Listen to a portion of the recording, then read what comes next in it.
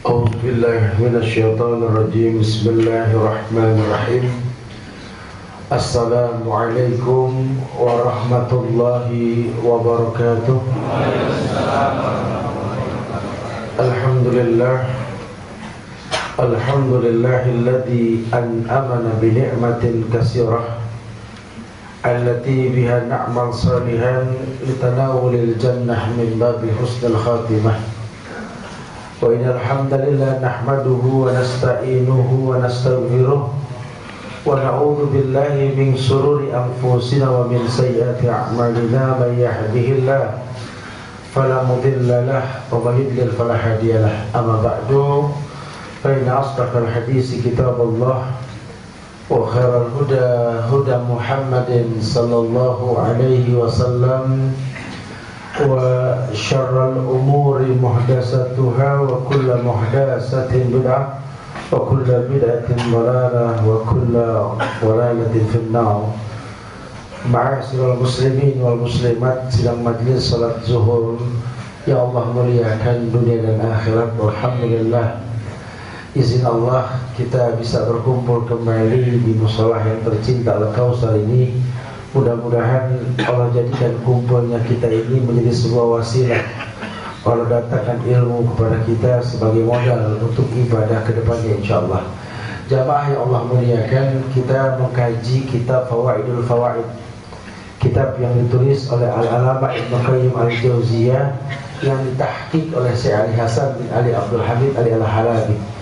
Kitab Fawaidul Fawaid ini lebih mengarah kepada menyelami semua fitrah-fitrah penciptaan Allah di atas muka bumi dan hikmah yang diambil darinya. Imam Ibnu Taimiyah ketika beliau menjelaskan tentang makna tazkiyatun nafs, beliau mengatakan bahwa orang yang mentazkiyah diri dengan ibadah itu akan mencapai tingkat takwa. Dan takwa kata beliau itu tiga. Yang pertama, orang yang melakukan perintah Allah.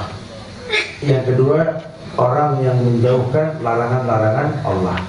Dan yang ketiga, orang yang mau menerima takdir yang telah Allah tentukan dalam hidupnya, baik takdir baik maupun takdir yang buruk.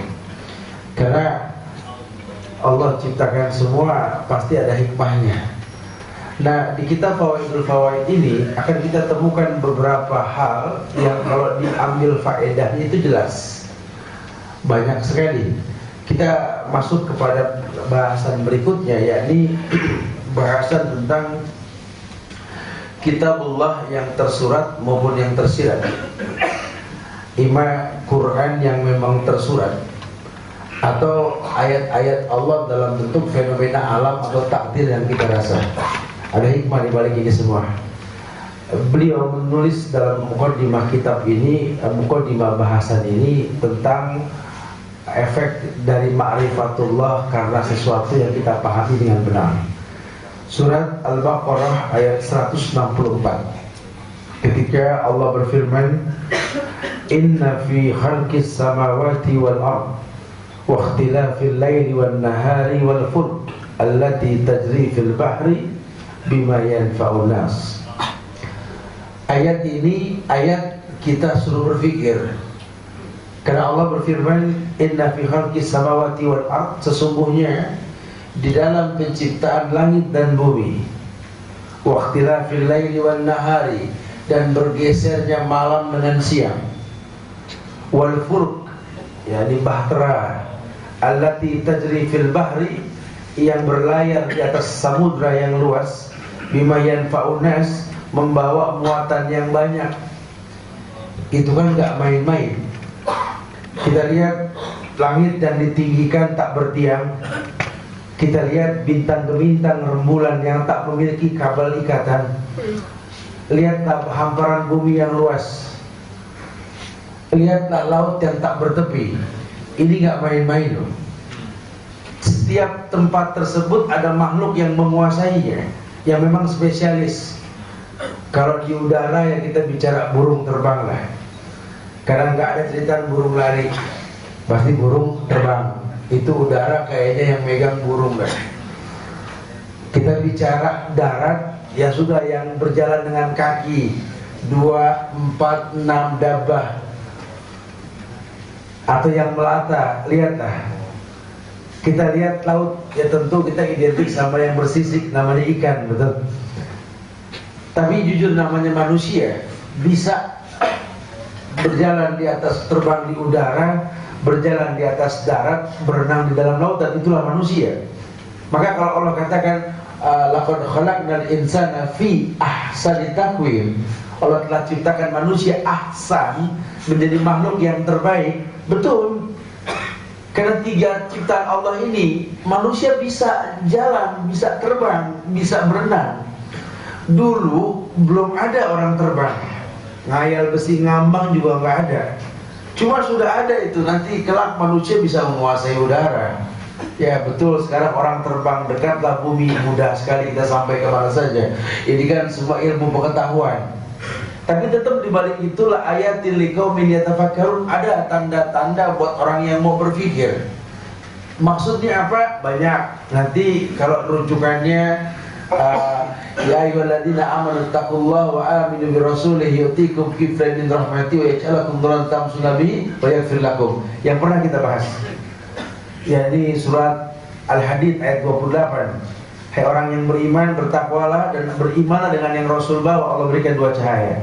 Maksudnya apa? Bahwa Allah ciptakan semua nggak sia-sia. Orang suruh berpikir.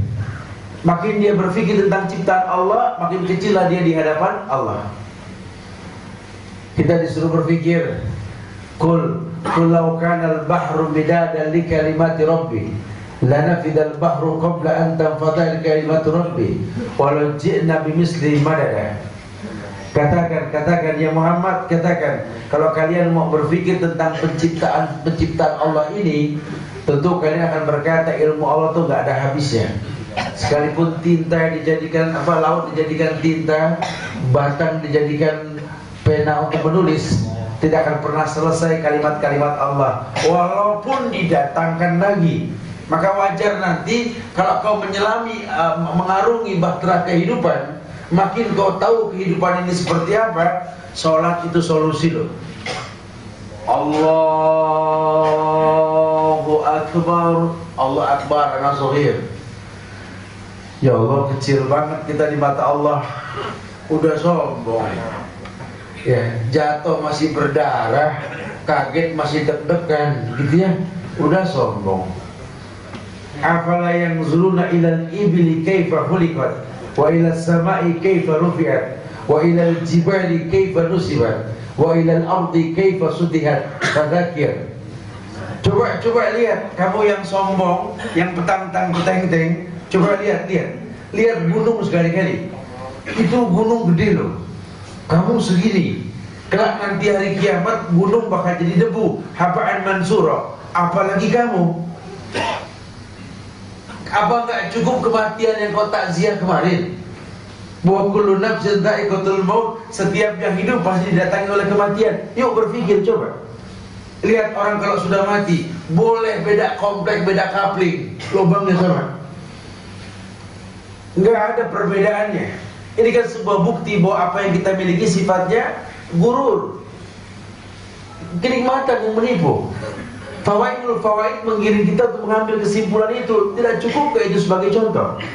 Dalam ayat Al-Imran ayat 190 Allah berfirman, Inna fi khalqis samawati wal ard wa ikhtilafil laili wan nahari la ayatin liulil albab.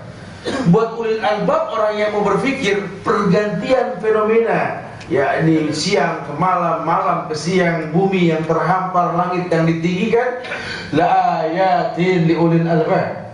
Betul-betul memiliki tanda buat orang yang mau berpikir. Fadzakir innama anta mudzakir. Karena kamu mampu berpikir. Makanya sering orang bertanya, Ustaz, kalau seandainya ada orang yang meninggal dalam keadaan kafir karena nggak sampai dakwah kepada dia meninggal dalam keadaan nggak percaya sama Tuhan. Ini sebagian ulama berkhilaf. Karena ada ayat yang mengatakan fadzakir, kalau dia mau berpikir, dia akan meyakini bahwa ini semua ada yang menciptakan. maka dia akan mencari. Mungkin kalau bicara kesempurnaan tidak dimiliki karena nggak ada dakwah ke sana. Tapi dia harus yakin dengan berpikir bahwa dia ini makhluk yang tercipta. Kalau tercipta tentu memiliki pencipta. Maka Al-Allamah Ibnu Qayyim Al-Jauziyah ini setelah dia mengkaji bab-bab seperti ini, beliau menggiring manusia untuk lebih memahami ma'rifatullah.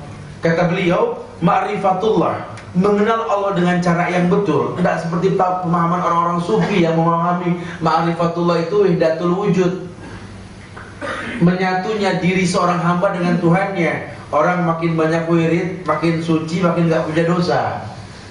Padahal yang namanya manusia, kullu bani Adam khata', walaupun tunggang-tungging sholat tiap hari tetap gak maksum.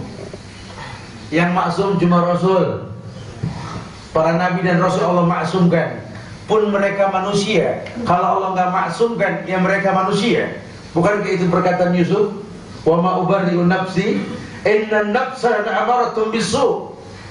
Aku tidak pernah merasa suci karena aku manusia, punya syahwat, punya nafsu. Allah yang mensucikannya. Maka pemahaman salah kalau ma'rifatullah, orang yang mengenal Allah lama-lama jadi orang suci. Salah. Ini pemahaman Buddhis sudah, Hindu, Buddha. Ya, mereka meyakini bahwa manusia bisa suci, bisa setengah dewa. Jadi kalau kayak begini dispensasinya adalah, jadi kayak canda anak pesantren tuh ya. Kalau kita ke masjid terlambat dihukum, suruh berdiri, dipukul kita. Dalam keadaan dipukul kita lihat Pak Kiai lewat, itu nggak dipukul. Oh itu nggak lain, gitu ya. Ada pengkhususan, gitu ya. Oh ya nggak bisa. Hukum tetap hukum karena di mata Allah sama. Allah nggak ngelihat siapa kamu. Inna akramakum indallahi atqakum. Itu yang dikatakan sama Raja Salman kemarin tentang Yaman ketika Syekh Al-Ghamidi ceramah di Madinah kemarin. Kami nggak menghantam Iran, kami nggak menghantam Yaman. Yang kami hantam orang-orang munafik yang menghancurkan sunnah. Sebenarnya bukan tugas kami, tugas seluruh Islam di dunia ini. Takutnya orang-orang Syiah Indonesia mulai mengkating situs-situs Islam agar nggak jadi corong ke orang-orang Islam di Indonesia. Subhanallah. Ya, jujur ada rasa kepedulian bahwa sesungguhnya Allah ciptakan semua ini untuk kita tazawwaj. Wa tazawwadu fa inna khairaz zadi taqwa. Hidup ini kan perlu berbekal. Maka kalau kita lihat kesempatan berbuat baik, wa tazawwadu, ayo berbekal. Fa inna khairaz zadi taqwa, sebaik-baik bekal itu takwa. Tahu takwa? Takwa itu kan efek dari ibadah. Bukan frontal, bukan. Nggak usah membuat front-front khusus untuk terbang ke Yaman, perang jihad. Bukan begitu bahasa agama. Pemerintah mengambil sebuah keputusan untuk membantu orang-orang Islam dalam berjihad, menghancurkan orang-orang yang membenci Islam, orang-orang yang membenci para sahabat. Terbongkar aib Syiah, laknatullah al-Rafidah. Sehingga kita akan tahu nanti di negeri kita sudah banyak menjamur penyakit-penyakit yang seperti ini. Subhanallah. Betul-betul fawaid mengambil kesimpulan. Banyak tanda-tanda yang Allah tuliskan dalam Al-Quran. Surat An-Nisa ayat 82. Afala yatadabbarun al-Quran qit'ah minal ayat. Dalam bab ini pun beliau mengatakan afala yatadabbarun al-Quran. Dabbar yudabbir. Apakah kalian tidak memperhatikan Al-Quran? Karena banyak orang sekarang baca Quran tapi nggak paham Quran. Kayak orang baca Al-Fatihah sejak wajib sholat sampai geraya kuyuk di badan. Baca Al-Fatihah, kalau bicara paham ya wallahu alam. Masih saja mengatakan saya bingung Ustaz. Dulu waktu saya belum rajin banget sholat, hidup kayaknya gampang aja. Sekarang pas saya rajin sholat, ya Allah, ujian nggak beres-beres. Ada aja. Malah yang tadinya nurut jadi nggak nurut lagi sama saya kan. Apa kadang-kadang saya kalau dipegang saya bilang dalam hati saya, oh dia nggak tahu siapa saya dulu gitu ya. Kayaknya dia. Ini orang jadi lelah dalam berbuat sebuah kebaikan. Iya, karena dia nggak paham Al-Fatihah yang dia baca. Ihdinas siratal mustaqim itu kan minta diuji. Berapa banyak orang yang berdoa namun nggak mengerti kalau Allah tuh memberi jawaban langsung, menunda atau mengganti dengan bala. menghindari dari bala. Ini dia nggak mengerti, dia tahu meminta, cuma dia nggak tahu Allah, dia nggak mengenal Allah dengan cara yang baik, sehingga terkadang ayat-ayat ini lewat begitu saja. Nahnu narzuqukum wa iyyahu. Kadang-kadang melalui kami rezeki kalian. Ketika mobilnya mendadak kempes, aduh, kacau dah, ngajar nih mobil, dilaknat tuh mobil. Tapi kalau dia kenal Allah, subhanallah, emang nih Allah kalau sudah ngatur rezeki ya, ini kalau nggak bocor tukang tambal dari siapa rezekinya? Enteng bahasanya. Dia jatuh pun dia Allah, subhanallah. Bukan dia maki itu aspal atau sendal yang kepleset tadi, bukan. Subhanallah. Allah kalau udah atur rezeki buat tukang betadin, karena ini kalau nggak berdarah tuh yang beli siapa kan gitu ya. Atau penyakit yang entar sakit, padahal kalau hitungan matematik mah udah nggak layak sakit lah. Suplemennya masya Allah, makanannya dahsyat, olahraganya nggak kurang. James mana yang nggak kenal dia? Oh sudah, sampai bengkok tangannya gitu loh. Tapi ada aja penyakit yang dia rasa. Karena memang melalui dia rezeki orang-orang yang bisa mengobati. Dia tahu sekali hikmah-hikmah ini. Dia sedih. Dia tahu dia juga manusia yang layak sedih. Orang-orang yang mengenal Allah dikatakan kekasih Allah, namanya waliullah. Ala in auliya Allah la khaufun alaihim wa lahum yahzanun. Kekasih-kekasih Allah itu nggak pernah punya rasa takut, nggak pernah rasa sedih. Dia tahu sekali kalau Allah ujikan sesuatu, ada hikmah di balik ujian ini. Anaknya sakit, itu mungkin dia sedih, tapi dia ambil hikmah. Ini kalau nggak anak sakit, berapa lama saya nggak tatap wajah anak saya? Saya berangkat pagi dia masih tidur, pulang malam sudah tidur. Kayaknya mau ngambil cuti buat sama anak kayak sayang kepotong tuh uang, betul? Anak sakit saya nggak ngaruh deh. Anak sakit ambil cuti deh. Dia tatapi wajah anak, ya Allah. Udah berapa lama saya nggak tatap wajah anak saya ini? Dipegang tangannya, subhanallah. Wallahi ada hikmah di balik itu semua. Kenapa? Karena waktu kita di atas dunia ini nggak lama. Sittin wa sab'in. Kalau dihitung dari kita lahir paling 60, 70. Sekarang udah kepake berapa tahun? Kedepannya berapa tahun lagi? Bukankah umur ini makin hari makin kurang? Makanya saya saling Ibn Al-Hilali ketika beliau membahas tentang tingkatan tazkiyatun nufus sampai kepada tingkatan yang kelima, yakni ridho. Beliau mengatakan salah satu yang mendatangkan ridho dalam kehidupan kita merasa lemah di hadapan Allah. Ya, kita merasa lemah di hadapan Allah. Kapan kita bisa merasa lemah? Ketika kita sering bermuhasabah diri. Ternyata mata ini bukan mata yang 10 tahun yang lalu ya. Sudah mulai agak remeng ya. Dulu kita lihat dari jauh aja udah afala yatadabbarun al-Qur'an. Sekarang udah afala udah mulai mata ya. Dulu kita sampai diomelin sama orang tua, ngajak mulu gitu ya. Sekarang udah malas ngajak ya, udah banyak terjadi korosi dan lain sebagainya ya. Kita sudah mulai sekarang jarang tersenyum lah, bawa mobil, bawa motor, kenapa? Gigi mulai pada ngilu, betul ya, kena angin. Udah ya Allah ya, ini mbok ya kalau sudah begini. Dulu ini otak bisa mecahin masalah 10 sehari. Sekarang aduh satu aja pegel leher, betul. Udah mulai paham dah. Kalau saya paksakan selesai cuma stroke kecil urusannya, betul. Jadi mulai tahu diri. Nih orang-orang yang mentadaburkan sehingga dia akan berpikir, iya, saya butuh orang lain. Saya butuh orang yang paham saya. Siapa orang yang paling paham saya? Ya sahabat-sahabat saya. Siapa sahabat yang paling baik yang Allah tawarkan? Anak-anak kita, keluarga kita. Karena tawarannya apa? Wa sahibuhuma fid dunya ma'rufa. Jadikan orang tuamu sahabatmu. Bagaimana anak bisa bersahabat sama orang tua kalau kita nggak latih dia sejak sekarang bersahabat dengan kita? Berani kita mulai jujur bahwa ayahmu penuh kekurangan, orang tuamu sudah mulai kurang. Kalau kamu nggak rajin, bagaimana ayahmu bisa menumpangkan dirinya? Yang paham saya kan kamu, yang paham kamu kan saya. Yuk jalin persahabatan. Dia kritisi. Dia tahu sekali mata ini makin murah membaca pun enggan. Bagaimana cara saya tetap bisa mendapatkan ayat, membaca yang baik, dekat sama orang soleh, mulai berteman sama orang soleh.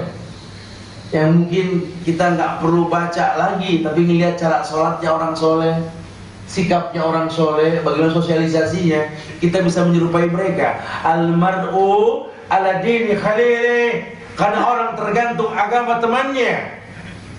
Kalau kau jatuh cinta sama orang soleh, anta ma'aman ahbabta, kau akan dibangkitkan bersama dia. Mungkin ilmumu tak sesempurna dia, cuma kecintaan kamu kepada dia membuat agamamu bagus. Mulai dia pandai bermuhasabah diri. Mulai dia mengerti bahwa dia begini ini karena ada puzzle-puzzle kebaikan hidup orang lain dalam hidupnya. Dulu dia pernah belajar alif ba ta, maka dia sadar, ya Allah, saya masih punya guru tua di kampung yang saya belajar alif ba ta dari dia. Mungkin sekarang kalau hitungan-hitungan ilmu banyakkan saya sama dia, tapi kan saya bisa karena dia. Ada rezeki, umrohkan dia. Temui dia. Assalamualaikum Ustaz. Masih ingat saya kan? Yang dulu suka nyolong pulpen Ustaz. Ya Allah ya, sekarang udah jadi orang, Masya Allah. Ustaz, umroh ya? Haji ya? Oh, penghuni langit pun bergetar. Allah turunkan ridho sama manusia seperti ini. Dia berangkatkan manusia mulia. Subhanallah, orang soleh itu 10 jam jalan ke Mekah, bisa 7-8 juz Quran dibaca. Kita kan pakai nonton film, main game, nggak beres-beres. Orang soleh mau ngaji.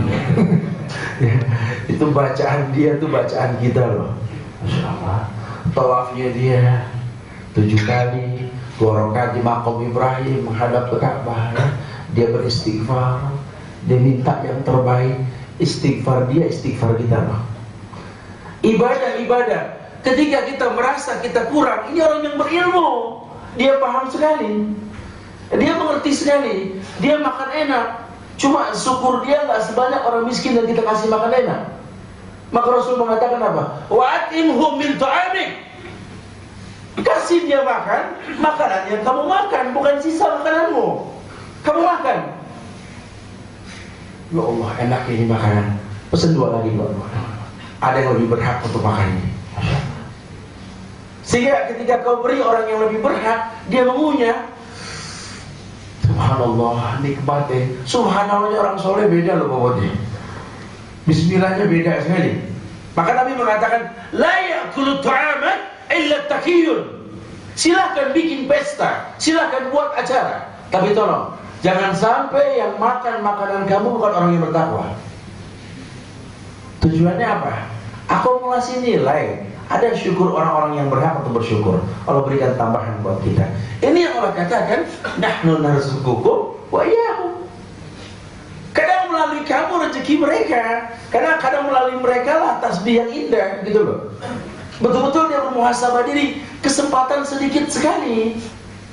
Seperti kau mencintai anakmu yang kecil, sebentar sekali. Kau tinggal dia, tak kau tatap dia 2-3 tahun ke depan, dia bukan dia yang dulu lagi sudah. Seperti orang tuamu yang sekarang kau temui 10 tahun ke depan, mungkin dia sudah bukan orang tuamu yang 10 tahun yang lalu sudah. Banyak kekurangan yang dia miliki. Sehingga kalau kamu tahu ini sebuah kebaikan, fastabiqul khairat. Jangan ditunda-tunda. Teman yang butuh uluran bantuan, respon. Karena mungkin besok dia sudah nggak layak dibantu lagi. Wallahu a'lam. Ini kalau orang yang pandir paham sekali, kesempatan nggak berulang. Maka fawaidul fawaid ini menggiring kita untuk memahami itu. Dalam surat Shad ayat 29 Allah berfirman, Kitabun anzalnahu ilaika mubarakun liyadabbaru ayatih.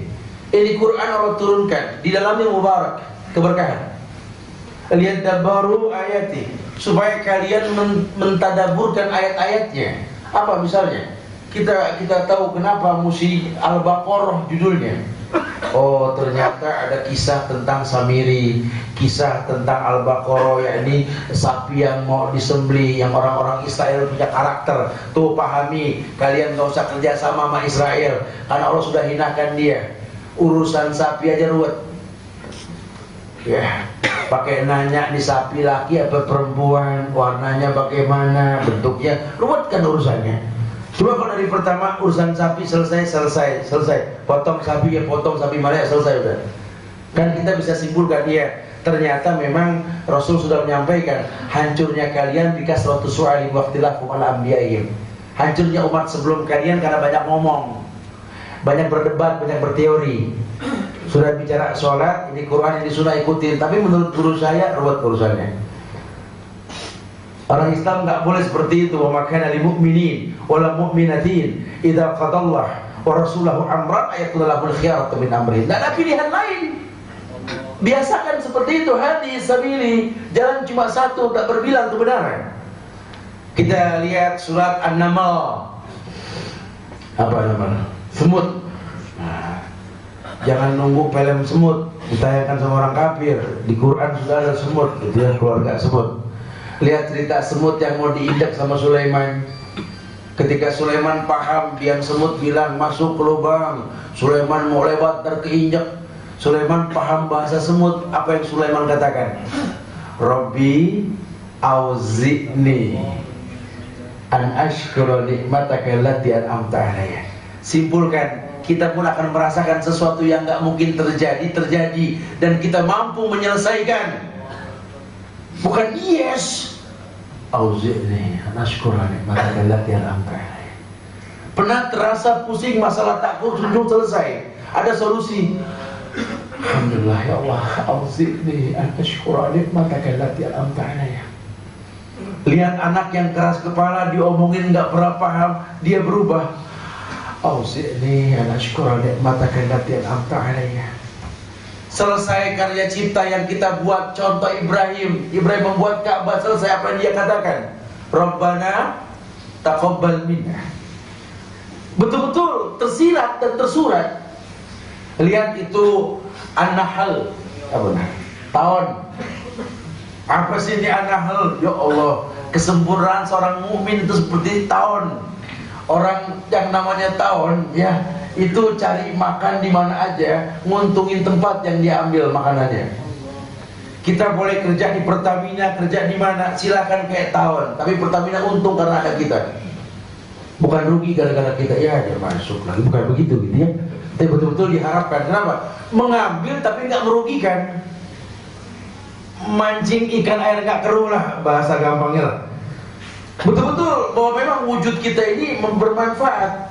Siapa orang yang bermanfaat? Khairun nas anfa'uhum linnas. Orang yang paling bermanfaat, orang iman, orang beriman yang paling baik. Siapa mereka? Orang yang Allah cintai tadi, kekasih-kekasih Allah, yang dia tahu sekali bahwa wadhkur ibadana Ibrahim, Ishaq wa Ya'qub ulil aidi wal absar. Bukan karena mereka nabi, bukan.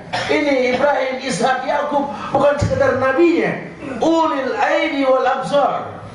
Karena kita sudah nggak mungkin lagi jadi nabi, udah nggak ada nabi lagi lah. Itu Mirza Ghulam Ahmad tuh bohong gitu, sudah nggak ada. Ya, atau siapa-siapa nabi yang baru sudah dusta semuanya, sudah nggak ada nabi lagi setelah Muhammad Sallallahu Alaihi Wasallam. Terus apa maksudnya, Ustaz? Mereka mulia, ulil aidi wal absar, karena punya karya cipta, ada harga jual. Jadi betul-betul kalau sampai saya di sini kan memang saya dibutuhkan. Karena kalau nggak ada saya kayak kurang satu potongan panzel Pertamina gitu loh. Kita berpikir memberi bukan mengambil. Berharap keberkahan. Karena standar hukumnya, walau anna ahlal qura amanu wattaqau la fatahna 'alaihim barakatin minas samai wal ardh. Bagaimana cara membuat tim ini menjadi orang yang beriman dan bertakwa? Allah turunkan berkah yang banyak. Berpikir mulia, Masya Allah. Betul-betul kemuliaan yang diingat dalam Islam. Makanya kita pun anzalna ilaika mubarakun liyadabbaru ayati. Itu Quran diturunkan, berkah dalamnya, pelajari. La ayatin liqaumin yatafakkarun, la ayatin liulil albab. Ada tanda-tanda buat orang yang berpikir, orang yang mau berilmu, orang yang mentadabburkan semua kemuliaan, bahwa Allah nggak ciptakan semua sia-sia. Sehingga kalau kita berhusnuzon kepada Allah, kita akan tahu, Rabbana ma khalaqta hadza batila subhanaka faqina adzabannar. Ujungnya lihat deh, subhanaka faqina adzabannar. Kayak Rabbi auzi'ni, ujungnya apa? Inni tubtu ilaik. Ujungnya aku memohon ampun kepadamu ya Allah. Kenapa bermuhasabah? Karena banyak nikmat yang kau berikan, tapi sedikit amal yang kulakukan ya Allah. Berendah jadi hadapan Allah. Mudah-mudahan Allah jadikan kita orang bisa mengambil fawaid kehidupan ini insyaallah. Wallahu musta'an. Dia akan datang, kita akan bahas tentang ma'rifatullah melalui keindahannya insyaallah. Silakan yang mau bertanya. Akhirul da'wana alhamdulillahirabbil alamin. Fadhal.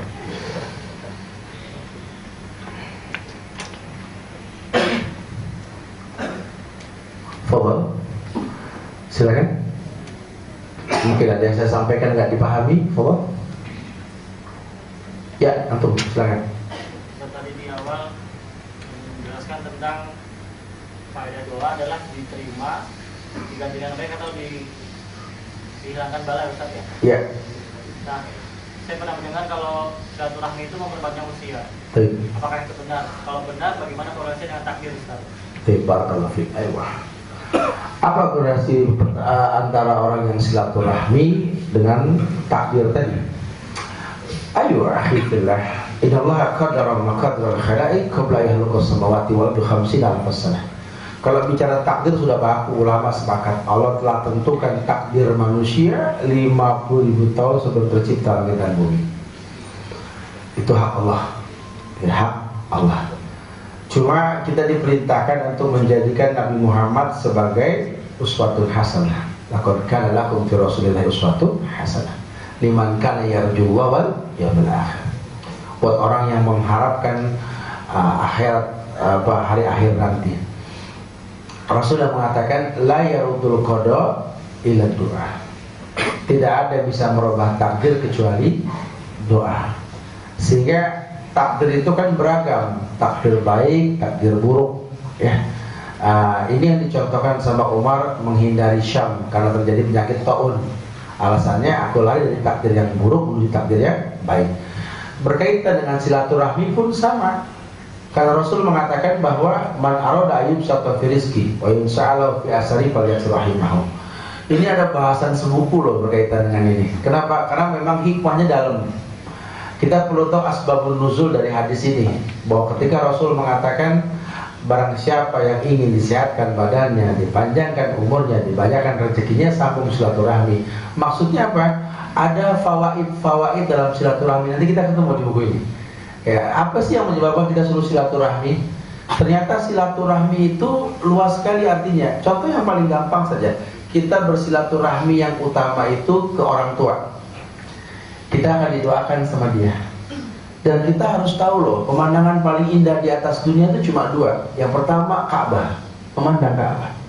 Kita mengatakan Allahumma antas salam wa minkas salam fa hayna rabbana bis salam wa adkhilna jannata darussalam. Yang kedua menatap wajah orang tua kita. Apa kata Allah? Wahfid lahuma janaha dhulli minar rahmah wa qur rabbirhamhuma kama rabbayani shaghira. Merendahlah di hadapan orang tuamu, merendahlah. Tatap wajahnya, katakan Rabbil kamu wa kama rabbayani shaghira. Itu yang Ibrahim katakan kepada Ismail. Fanzur madza tara. Fanzur, lihat wajah orang tuamu, apa yang kau simpulkan? Ya, kita bertendang, bersilaturahmi ke rumah Allah, menjadi tamu Allah. Wallahi kesehatan kita miliki. Saya pernah bawa seorang ahli matematik gitu ya. Dia menghitung kilometer kita jalan selama umroh, lebih dari 80 kilometer. Makanya orang kalau pulang umroh sehat, karena bergerak mengganggu dia. Coba perhatikan, ya, subhanallah, hikmahnya banyak sekali, gitu loh ya. Iya, iman doa, kita jadi orang tahu kita, senang susahnya kita orang jadi tahu. Kadang melalui kita rezeki orang lain, kadang melalui orang lain rezeki kita. Hikmahnya banyak sekali, lebih mengarah ke sana, gitu loh. Nah, jadi kalau bukan tambah umurnya, manfaat umurnya mungkin yang lebih dikedepankan. Karena kalau jumlah umur cuma Allah yang tahu. Saya sengaja silaturahmi nih Ustaz, biar 300 tahun umur. Dia nggak bisa begitu ya. Nggak ada yang mati akhirnya ya. Wallahu a'lam bishawab. Fadhal, ada lagi? Nah, antum silakan. Assalamualaikum Ustaz. Waalaikumsalam warahmatullahi wabarakatuh. Bertanya tentang mengenal Allah. Saya pernah ditanya teman Quraisy Jahiliyah dan Syiah itu kan meyakini Allah juga. Iya. Saya ditanya Allah yang mana Pak yang diyakini orang ahli sunnah wal jamaah? Yang diyakini oleh ahlu sunnah wal jamaah. Benar. Ya, Ahlus Sunnah wal Jamaah adalah orang-orang yang mengikuti sunnah Rasulullah Sallallahu Alaihi Wasallam. Siapa Allah yang disembah oleh Ahlus Sunnah? yakni Allah yang ditemui Nabi Muhammad di Arsy ketika beliau Isra dan Mi'raj. Sehingga Ahlus Sunnah berkeyakinan bahwa Allah di atas Arsy. Dan itu berkaitan dengan ayat yang Allah katakan Ar-Rahman 'alal 'arsy istawa. Ar-Rahman beristiwa di atas Arsy. Sementara orang-orang di luar Ahlus Sunnah, mereka meyakini Tuhan di mana-mana. Bahkan dahsyatnya lagi pemahaman mereka bisa mengatakan bahwa dia bisa menyatu dengan Tuhannya. Itu dikatakan widatul wujud tadi. Sehingga kalau buat orang-orang Syiah, rabi-rabi mereka itu disucikan. Bahkan Khomeini itu menghalalkan bayi untuk dinikahi, Masya Allah, dan disetubuhi. Kan dahsyat sekali. Ya, jadi ya jelas berbeda kalau sudah seperti itu. Walaupun yang dikatakan oleh mereka Tuhannya Ahlus Sunnah bukan Tuhannya kami, itu kan sudah bentuk kufuran mereka kan. Jadi kalau dikatakan Allah yang disembah oleh Ahlus Sunnah, antum bisa buka tafsir Ibnu Katsir. Yaitu pemahaman tentang Bismillah. Allah, Bismillah Allah, alif, lam, lam, ha yang antum lihat itu bahasa Arab. Bukan itu Allah, itu bahasa Arab. Ini Muhammad juga nama, itu nama. Allah artinya ilah, wawalah. Dua kalimat yang disatukan, ilah, Rabb yang diibadahi dengan benar, wawalah tak ada kata cukup. Sehingga Allah yang dimaksud zat lafzuz zalalah yang diibadahi dengan benar dan tak ada kata cukup. Yang beristiwa di atas arsy Allah yang bilang. Istiwanya Allah yang tahu. Wallahu a'lam bishawab. Barakallahu fiik. Insyaallah manfaat yang disampaikan kepada saya pribadi dan jamaah sekalian. Minta maaf kalau ada kekurangan, kesempurnaan hanya milik Allah. Terus berdoa buat negeri kita, buat bangsa kita. Doakan pemimpin kita agar diberikan hidayah untuk lebih menegakkan Islam di negeri yang mulia ini. Jauhkan sporadis frontalisme dalam Islam.